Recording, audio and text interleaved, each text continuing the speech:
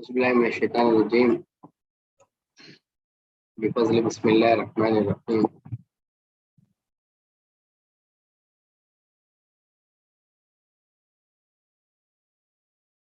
ولقد خلقنا الإنسان من صلصال من حمأ مسنون والجان خلقناه من قبل من نار سموم وإذ قال ربك للملائكة إني خالق بشر من صلصال من حمأ مسنون. In this portion of the surah, Allah gives an elaborate description of how the human beings were created in the face of the earth. Allah says, and verily we created humankind, referring to Adam alayhi salam, from salsalin, from a sounding clay, a type of clay which makes sounds, which is made from black mud, masnoon, of different nature. And this is the source from which the man was being created. That's why when he was buried, he is put back to the same sand from which he has originated. And with regard to the jinns, we created it from before, from a fire, which is samum. You can say it like scorching, or you can say it like smokeless flame of fire. Not just the fire, just with the smokeless flame that was coming down from the fire. With that, jinn was created. And when said, your Lord to the angels, verily I will create a human being. Bashar is a human being from a clay of black mud, which is masnoon, protected, or you can say it like altered. Faiza, then when I have fashioned him, which means Allah himself takes measures to give him a full shape, then I breathe into him of my spirit, and which means the ruh. So anytime humans are made up of two things. One is a body and the other one is a soul. So both should be together to ensure the existence of living. Just body alone is there and then you don't have a soul, then it becomes a dead body. And just the roof was there, but the body was not there, then that is also of no use. So here Allah says, after making the physical body, then Allah has breathed into him my spirit. Then فَقَوْا لَهُ سَاجِدِينَ. Then the instruction now is, because the human beings were made superior when compared to the other creations on the face of the earth, now Allah is instructing the angels to fall to him prostrating. This is just a command of Allah. This is to test, or this is to give the supremacy to the creation of human beings. And as usual, angels, without any doubt or without any reluctance, had prostrated the angels, all of them altogether, they are prostrated. Except a person who was there, was refused his Iblis. He refused to be among the one who has prostrated. He refused to prostrate. He goes to an extent to call and give an explanation of why he doesn't want to do it.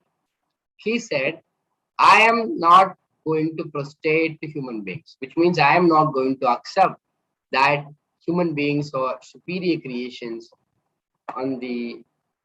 in superior creations. I'm not ready to accept.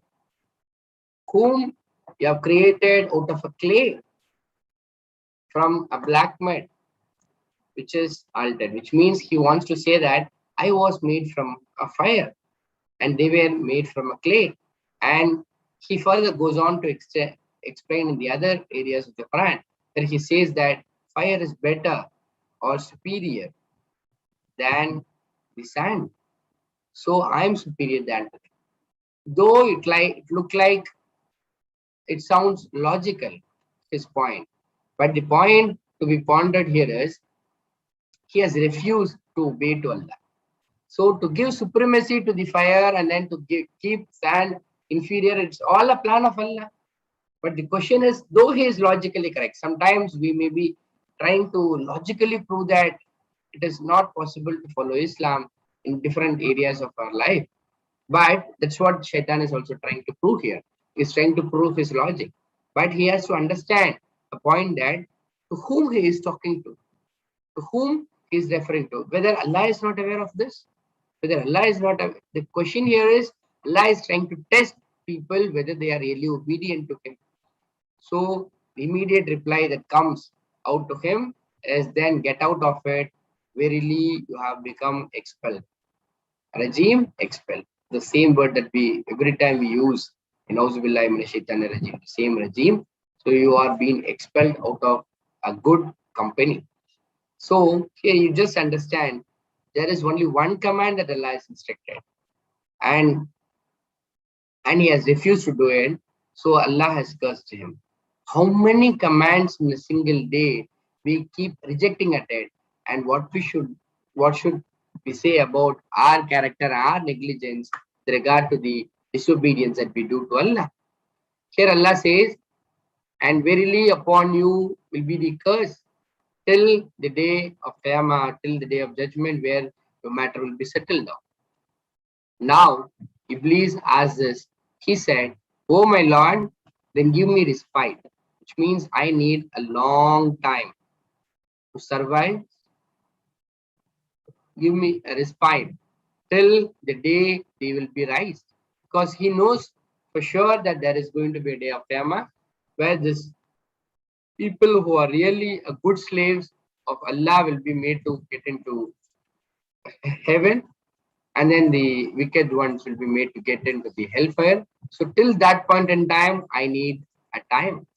Now Allah says that He said, verily you are being given a respite till the day of time which is well known, which is definitely going to come.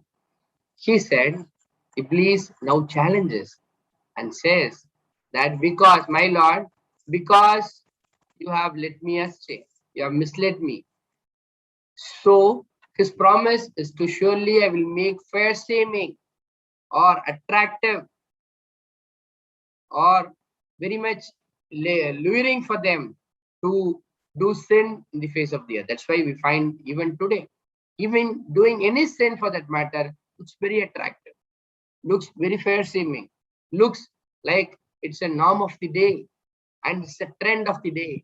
And that's what Shaitan challenges and says that I will make the world very attractive for them so that I will mislead them altogether. The entire human being should get misled.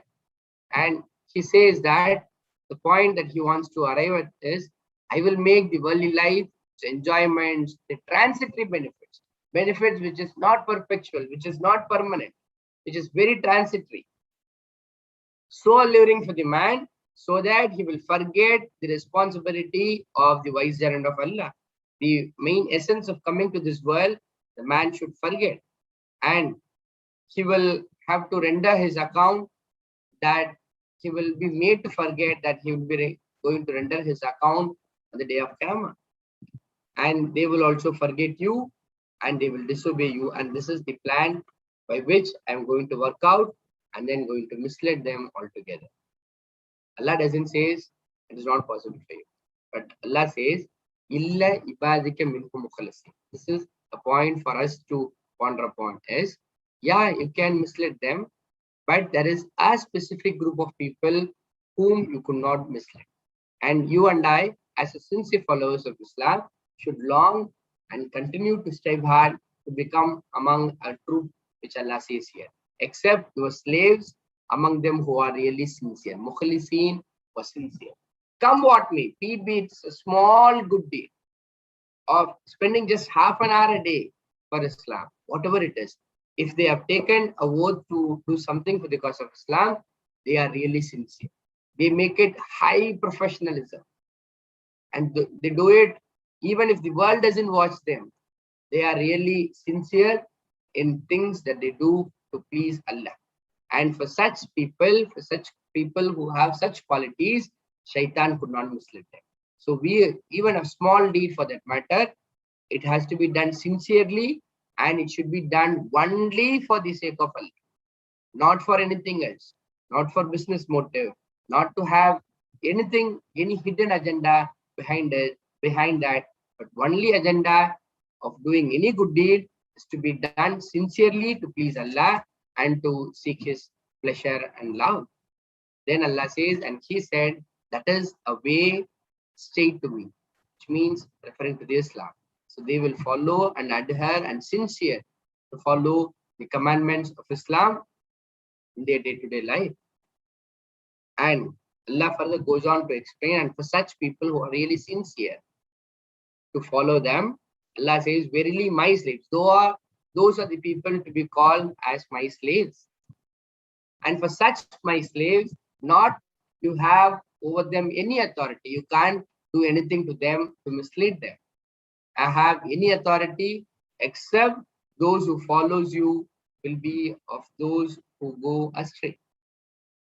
And for such people, you and the people who have gone astray, verily Jahannam, verily the hellfire is going to be surely the promised place for them, ajmain altogether. All of them will be made to get into the hellfire. And to explain little more on that, Allah says for it are 7 gates, 7 different gates through which the hypocrites, the polytheists, and people who have been doing a lot of sins will be made to get into the hellfire. Allah says there are 7 gates, and for each gate among them a portion which is assigned, who have been labeled, who have been assigned will be made to get into it.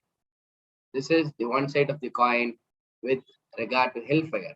With regard to the Jannah, Allah explains little more on that and says, verily the righteous, people who are really sincere, for such people, verily the righteous will be in the gardens of Uyun and with the water springs. Udkhuluha will enter it with peace and security. There is nothing to tempt them or to make them fearful. They are not fearful of anything else. They have complete peace after entering into the Jannah. But Nazana and see and mechanism that Allah does, there could have been people, different people who have now entered into the paradise. These people may be having a lot of enmity and hatred on a personal level. For example, for some people, we doesn't want to meet them or talk with them. Even at looking at them, it's not pleasing to us. Such ill feeling that we have for the people, even that will be removed on the day of Qiyamah. That's what Nazana. And we will remove what is in their best. All the ill feelings and the hatred and the enmity or the unlikingness to meet a person, all that will be removed from their hearts. Any rancor, and all of them are to be called as the brothers and will be sitting on the thrones, facing each other, just like the kings sitting on the thrones. And everyone will be given a sururin mutakabilin, and they will face each other. They could be able to talk each other sitting on the thrones. And giving such an, let's say, that nothing will touch them, not will touch therein any fatigue. They will not have any tired, and not they from it will be removed, and they will be permanently will be placed inside the heaven, and there is no end date to it. And Allah says, Nabbi ibadi, please inform my slaves that I am, referring to Allah, is of forgiving and most merciful towards the people of the paradise. And with regard to the people of the hell, Allah says, and that my punishment is going to be a punishment which is most painful. Both are part and parcel of the character of Allah, and which Allah elaborates in this portion of the surah.